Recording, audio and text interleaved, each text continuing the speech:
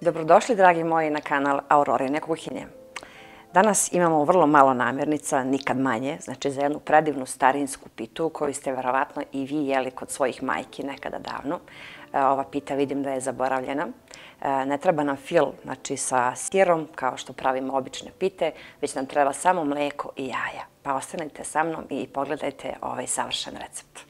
Prvo ćemo da umesimo testo, obično klasično testo. Ovdje imam 700 grama brašna. Stavit ću ovako skoro sve. I 1,5 kašičicu do 2 soli. Svi me pitaju koju so koristim, zašto je takve boje. To je himalajska so. Eto, čisto da znaju. I sad je potrebno sa mlakom vodom da zamesimo. Znači ne ide ulje, ne ide ništa, već samo brašno, so i voda. Ovo je starinski recept, starinska pita. Moja majka je radila, ali u drugačijoj verziji. Ja pravim nešto drugačije. Mlaka voda, 500 ml je dovoljno. Evo, dodat ćemo još. Onako umesimo malo tvrđe testo. Ovog puta malo tvrđe. Moram da priznam da stvarno odavno nisam radila ovu pitu. Majka me je podsjetila na ovu pitu jer ona je to radila kad smo mi bili deca. I stvarno jedva čekam da ispečemo i da se podsjetim tog ukusa i mirisa ove predivne pite. Verujem da ću i vas da podsjetim na ovu pitu. Sad ćemo na sto lepo da umesimo testo.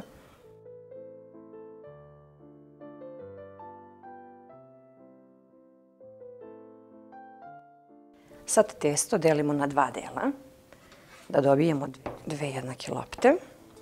Ovako.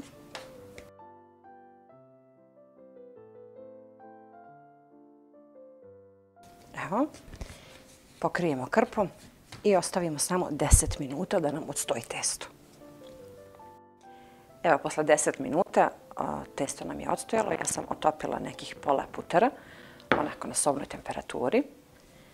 I sad ćemo prvu polovinu testa razlačimo. Evo kako je lijepo sad odstojalo, kao za pite. Znači kad pravimo običnu pitu, takvo je testo.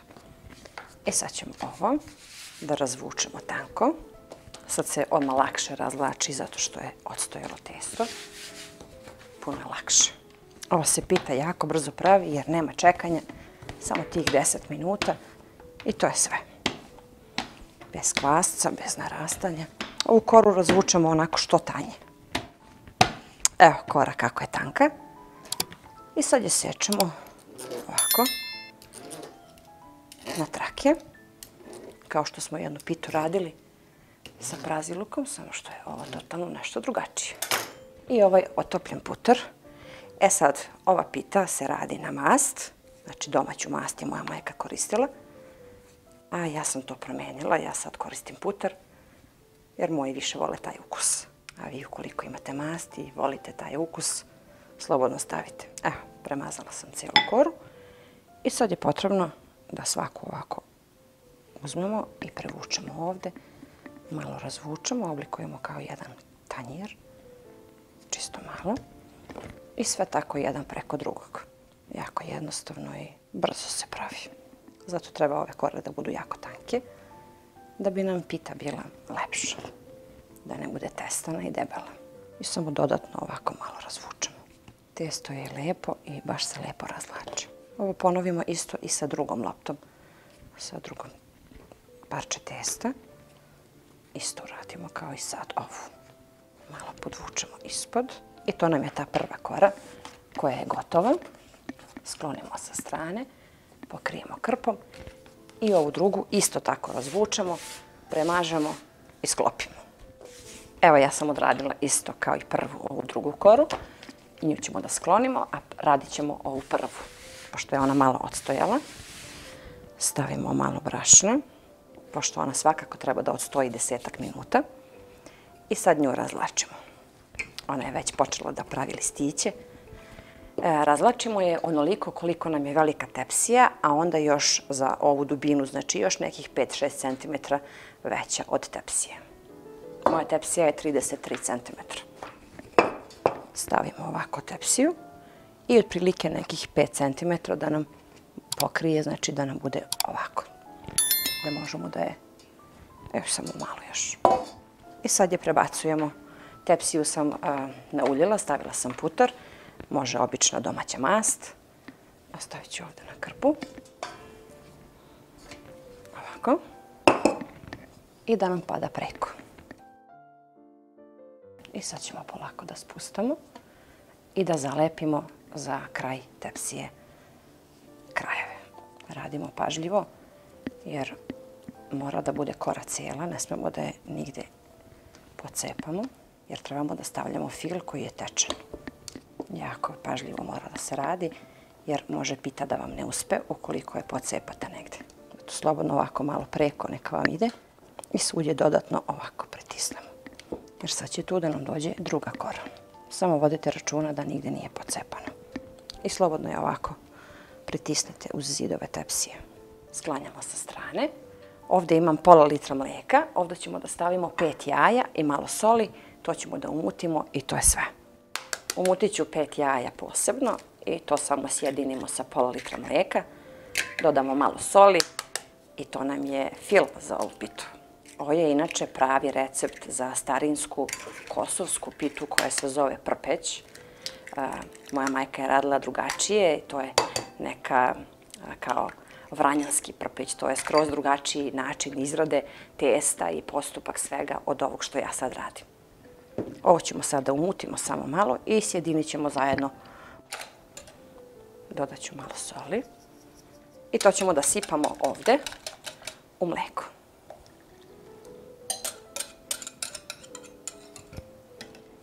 Sad razvlačimo drugu koru i ona je odstojala 10-ak minuta. Isto radimo kao i prethodnu, znači da bude veća od tepsije. Ona je sva u listiće. Ovo je jedna jako lepa pita. Verovatno ste i vi pravili ili ako niste vi, vaše majke ili bake su sigurno pravile. Možda ne na ovakav način, jer ima više načina za ovu pitu. Ali originalni recept za kosovsku pitu prpeć je ovo. Sad, pre nego da stavimo ovu drugu koru, jako je bitno da na prvu koru stavimo brašno. Zašto? Da se ova kora ne bi zalepila za ovu, jer tu treba da sipamo, znači ovu tečnost, obavezno posipamo brašno. Tako. Da nam se kora ova ne bi zalepila sada. Sad prebacujemo ovu koru preko. Ovako. Isto radimo kao i prethodno. Da nam padne lepo unutra, polako, i isto spajamo ove ivice. Sve isto radimo, samo što ćemo na kraj da ostavimo jedan kao mali džep gdje ćemo da sipamo mlijeko. Samo pažljivo da je negdje ne pokidate.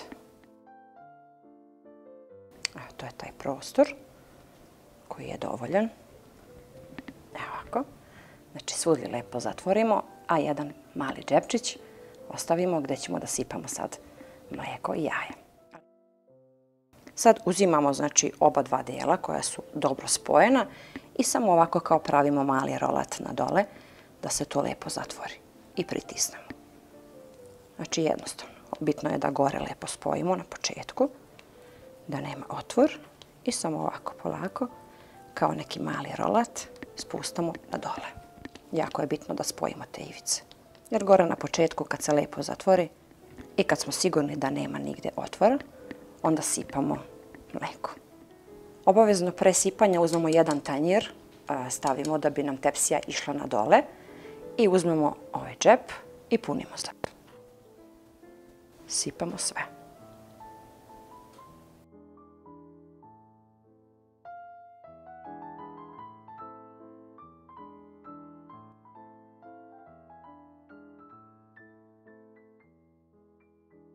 I sad je potrebno da ovaj džep isto uradimo kao i sa celom pitom, da dobro spojimo. Isto uradimo, znači, ovaj deo. Rernu sam uključila na 200 stepeni i pitu pečemo prvih 15 minuta, znači na 200, a onda 30 minuta na 180.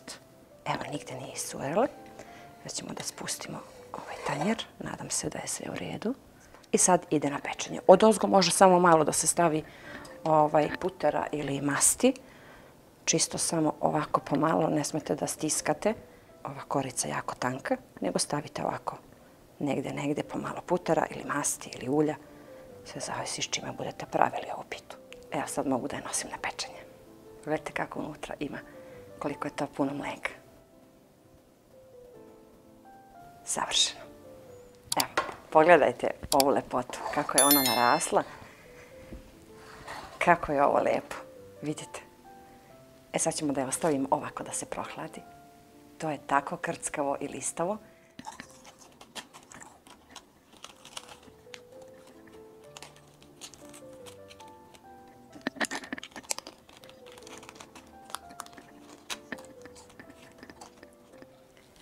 Evo, pita nam se prohladila, a sad ćemo da izvadimo.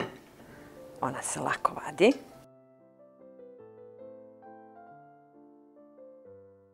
Tako je cijela hrskava i lisnata. E sad kamerman mora da priđe malo bliže da biste vi vidjeli ovu lepotu.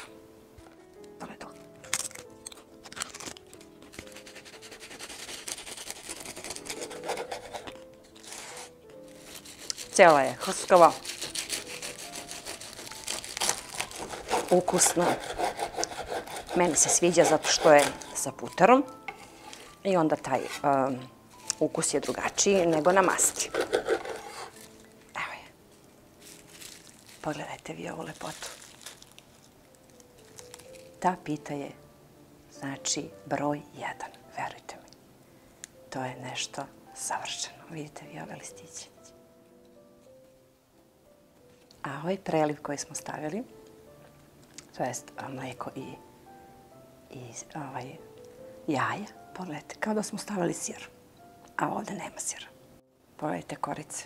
Znači, što tanje razvučemo, pre onog premazivanja, dobijamo ovako tanke kore. Ovo je lepše od bureka, ali stvarno. Vidite kore. Moja mama je to radila na mast i isto bude ovako lisnato, znači isto sve. Ali eto, mi volimo na puter.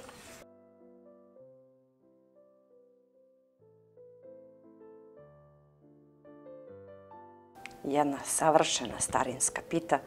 Tako su naše bake nekad pravile i imali smo ovako predivnu pitu.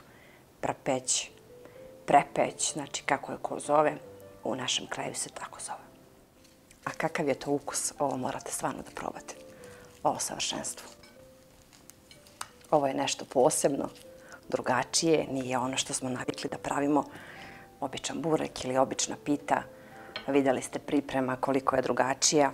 Znači, najbitnije je kad radite sa testom ovu pitu i kad sipate mlijeko i jaja, da jednostavno dobro zatvorite okolo, da vam to ne bi iscurilo, jer onda ćemo da umoći ova pita da nam propadne. Onda nije to to.